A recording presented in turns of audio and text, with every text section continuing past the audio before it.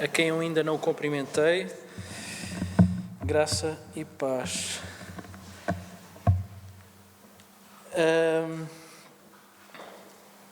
Porque houve aqueles que não tiveram a oportunidade de estar de manhã, vou fazer uma pequeníssima, breve introdução para contextualizar onde é que nós estamos nesta jornada pelo estudo do capítulo 4 de Colossenses, de 7 a 18. Este é o tema é Servindo Juntos e o texto base tem sido este. E o que nós tivemos a ver de manhã foi aquilo que pareciam detalhes e parecem detalhes para qualquer um que lê esta carta de Colossenses, porque é o final de uma carta e ao final de uma carta nós normalmente despedimos-nos e isso é de bom tom e boa educação, mas fomos lembrados e fomos desafiados a colocar isso na nossa mente bem presente, que toda a palavra de Deus é inspirada por Deus e toda ela é importante, sem qualquer exceção, de Gênesis, Apocalipse, do início ao fim. Tudo é a palavra de Deus. Então aquilo que pareciam detalhes, não são detalhes, são matéria para estudarmos o que Deus nos quer ensinar através do que Paulo escreveu, inspirado pelo Espírito Santo. E vimos os 3 primeiros versículos que Paulo falou de enviar uma carta e de enviar notícias à igreja, e para enviar essas notícias ele falou com Tíquico e com Onésimo para que eles fossem enviar essas notícias à igreja. E o que nós meditamos nessa primeira fase do estudo é que Paulo está aqui a lembrar-nos com este texto que servir nunca é eu e Jesus apenas, é sempre nós e Jesus juntos. Lembrou-nos com isto que partilhar corações, aquilo que ele vai dizer às pessoas, é aquilo que está a acontecer na sua vida e no seu ministério. Então ele está a partilhar o seu coração, envia Tíquico e Onésimo, amados irmãos, envia-os para partilhar o que está no seu coração. E ao partilhar o seu coração, a igreja recebe isso. E falamos e meditamos sobre a bênção que é o partilharmos o coração. Porque ao abrirmos a nossa vida e a expormos as nossas necessidades, ao expormos as nossas fraquezas, ao falarmos do que Deus está a fazer por nós, ao falarmos do que Deus está a fazer à nossa volta, abrimos o espaço para podermos ser acarinhados com oração intercessória por nós. Abrimos o espaço para que os outros nos possam conhecer e amar e perceber onde é que são as necessidades e então poder nos suportar nas nossas necessidades, para que Deus possa suprir as necessidades do nosso irmão através de nós. E também abre o espaço para que as alegrias e vitórias de ver o que Deus faz e quem Ele é e quão maravilhoso Ele é, podemos no final, juntos, porque sabemos o que está a acontecer, dar glória a Deus e honrá-lo por quem Ele é. Essa foi a primeira parte. Depois, na segunda parte, e pensámos nisto, esta frase ficou como frase-chave. Quando partilhamos a nossa vida e o ministério, multiplicamos a fé. E por isso é que nós somos resultado disso. Nós que aqui estamos foi porque outros homens e outras mulheres ao longo dos anos e dos séculos partilharam vida e ministério e a fé deles foi multiplicada e chegou até nós. E hoje somos fruto disso. Glória a Deus. No segundo ponto tivemos a ver quem era esta equipa. Paulo falou de Aristarco, falou de Onésimo, falou de Marcos, falou de Jesus. Era uma equipa multifacetada e uma equipa diversa, com diversos backgrounds, com diversas histórias por trás de si. Temos Onésimo, um escravo que foi liberto, foi restaurado, agora é livre para servir o Deus que é um Deus que não é utilitário, é um Deus que o ama apaixonadamente de forma extravagante e por isso é que morreu por ele. Falámos aqui de Aristarco, que foi alguém que escolheu estar no pior momento de cárcere, não é? De estar ao lado de alguém que está preso e ele escolhe. Não é uma decisão fácil estar ao pé de alguém que está preso, mas ele escolheu para que Paulo pudesse ter alguém que estivesse lá quando ele fosse abaixo, que estivesse lá nas suas necessidades. E fomos desafiados a pensar quantas vezes nós nos prendemos em nós mesmos e não fazemos aquilo que devia ser feito. Falámos também de Marcos, outro que é diferente. Esse foi alvo, foi o catalisador para que de repente Paulo e Barnabé fossem por caminhos diferentes no ministério, ambos a servirem ao Senhor, mas Marcos foi a razão, porque Marcos não foi até ao fim numa missão com Paulo. Então houve reconciliação e nós vemos isso porque ele diz aqui, Paulo, se ele for até vós, recebei-o. Há reconciliação. Porquê? Porque a mensagem é mais forte do que o mensageiro. A mensagem é mais importante do que o mensageiro. O corpo de Cristo tem que estar unido e esquecer as diferenças e ver o que é necessário para que Deus seja exaltado. E falámos de justo, pode ser um pouco mais discreto, mas diz-nos aqui que ele era justo, Jesus o justo.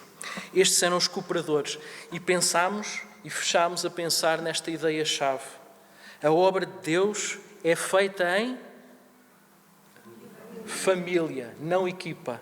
A obra de Deus é feita em família, não isolamento. E família é bem diferente de equipa. A equipa, nós podemos fazer substituições, são descartáveis, hoje podem ser úteis, amanhã não. A família nunca se descarta. Estamos lá para ela e ela está lá para nós. E esse foi um pensamento muito forte nesse segundo. E fechámos com, na igreja ninguém é dispensável, todos fazem parte do corpo de Cristo. Qualquer um que aqui está presente, está alistado, ponha-se à frente, vamos servir juntos. Fazendo o resumo, este foi o resumo, agora vou entrar na terceira parte. E na terceira parte vamos estar a meditar dos versículos 10, entretanto perdi-me aqui, estava tão entusiasmado na introdução, Colossenses 4, 12, 13 e 16. Vamos ler. Saúda-vos Epáfras, que é dos vossos, servo de Cristo, combatendo sempre por vós em orações, para que vos conserveis firmes, perfeitos e consumados em toda a vontade de Deus. Pois eu lhe dou testemunho de que tenho grande zelo por vós e pelos que estão em Laodiceia e pelos que estão em Herápolis. Saúda-vos Lucas, o médico amado. E quando esta epístola, agora versículo 16, e quando esta epístola tiver sido lida entre vós, fazei que também seja lida na igreja dos Laodicenses, e a que veio de Laodiceia, lede a vós também.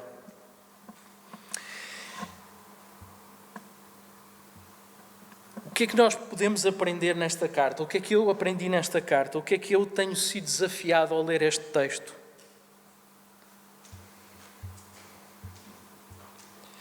Ver, ouvir e ler é importante no reino. Ver, ouvir e ler. Paulo, como já percebemos bem, e ouve-se ali as correntes, é uma ilustração muito boa e audível, que nos faz lembrar disso. Paulo estava preso geograficamente e efetivamente ele estava preso, estava circunscrito àquele lugar de prisão. Mas isso não fazia dele alguém coitadinho. Antes, pelo contrário, ele queria que todos soubessem sobre o que se está a passar e ele enviava cartas a ajudar as igrejas e ele queria saber do que se passava. E com isso, ele soube por Epáfras, que era um dos líderes da igreja lá em Colossos. Estava a pensar em inglês agora, desculpem.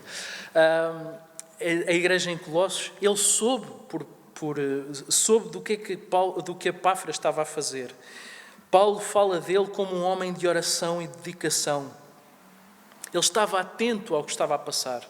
Paulo não estava só interessado no que é que era o seu ministério, o que é que ele estava a fazer, o que é que ele estava a contribuir para a igreja. Paulo estava atento ao que é que Epáfras estava a fazer. E ele sabia. E sabia de tal forma que ele foi enfático. Eu espero ter sido enfático aqui a ler. Ele diz, combatendo sempre por vós em orações. Tem grande zelo por vós. Ele sabia o coração de Epáfras. Ele conhecia o coração de Epáfras.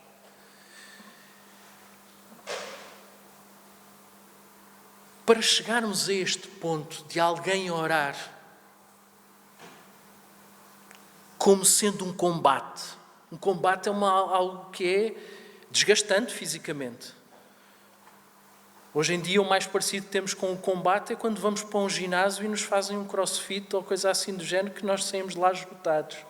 Mas um combate é algo que nos leva ao exasperar, ao sentirmos exaustos, ao não sabermos, perdermos a noção do tempo porque estamos demasiado importados com o que estamos a fazer. O combate de oração é esse. Mais do que aquele combate de dizermos palavras que nos saem da boca, que fazem sentido porque são informação que recebemos e que queremos transmitir a Deus e que sabemos que Ele ouve. É mais do que isso.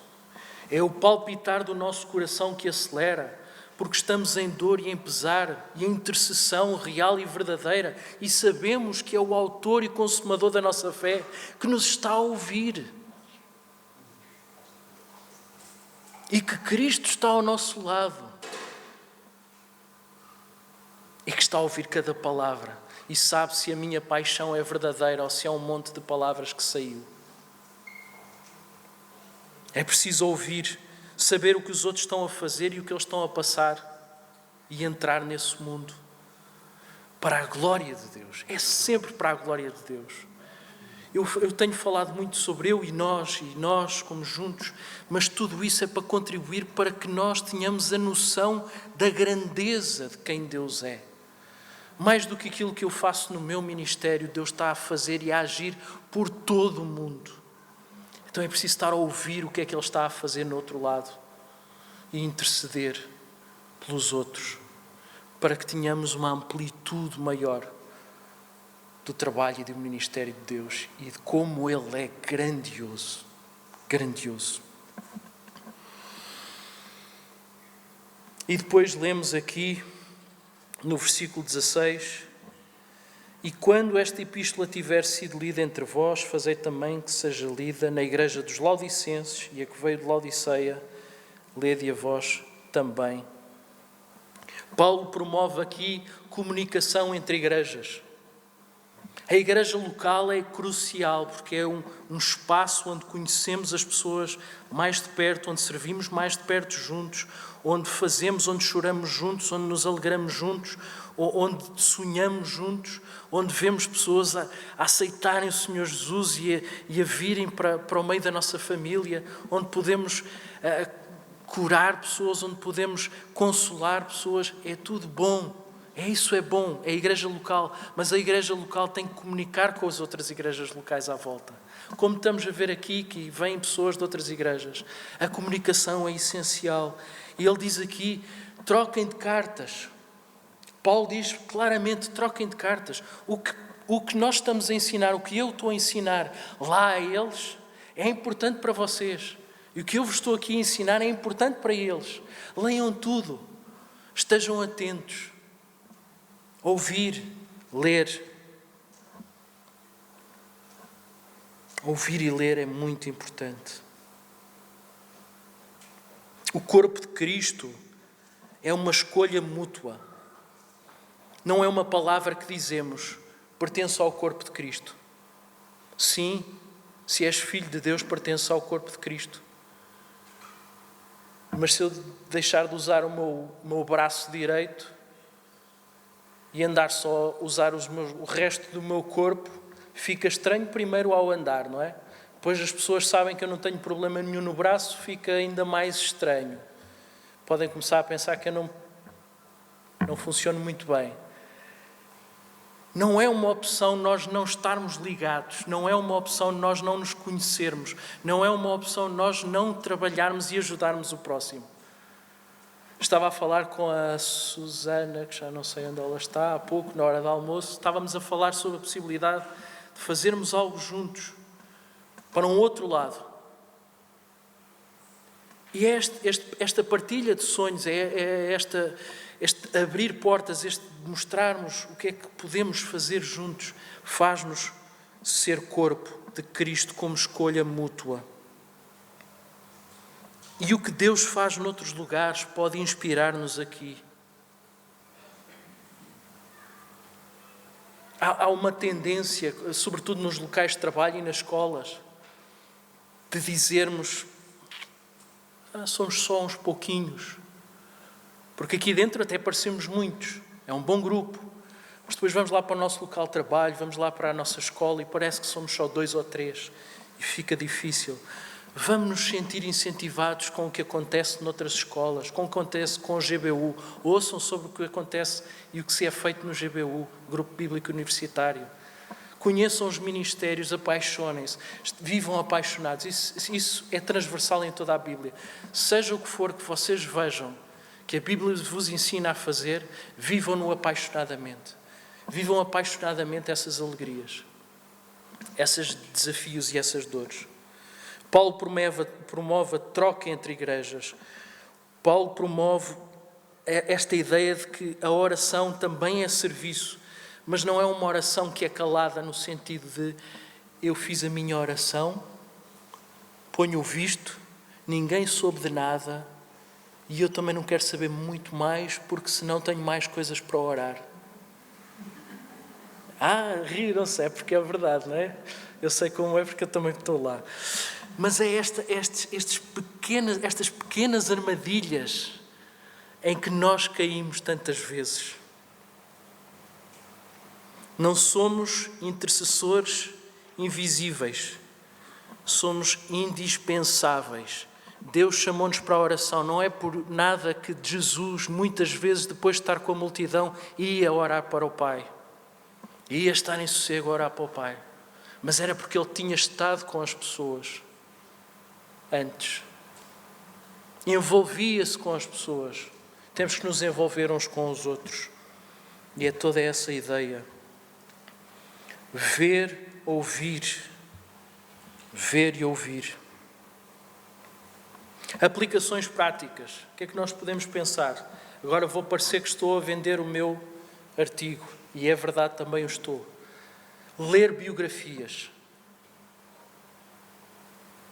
Pode, para alguns, não ser bem... Alguns gostam mais de romance, outros gostam mais de material histórico. Tudo é importante, tudo é bom, tudo deve ser lido. Mas devemos pegar também em biografias, em histórias, estudar homens e mulheres de fé, as circunstâncias onde eles lutaram e tiveram que fazer a jornada. Onde é que eles vacilaram e Deus pôs a mão. Conhecer vidas e depois conhecer quem está à nossa volta. Não são só aqueles que foram lá do passado, que foram grandes homens e mulheres de Deus. Hoje em dia, graças a Deus, enquanto houver gente a respirar, há filhos e filhas de Deus em todo lado. E há grandes exemplos a quem nós podemos recorrer e em quem nós nos podemos inspirar. Fazer parcerias com outras igrejas também é uma boa prática. Ouvir testemunhos, partilhar experiências. Isso é uma coisa que eu gosto muito de fazer lá na igreja em Tovim, que é em Coimbra. Só para explicar, Tovim é uma localidade dentro de Coimbra. Uma localidade muito pequenina, mas muito querida. Tovim, em Coimbra, eu gosto muito de convidar gente para dar testemunhos.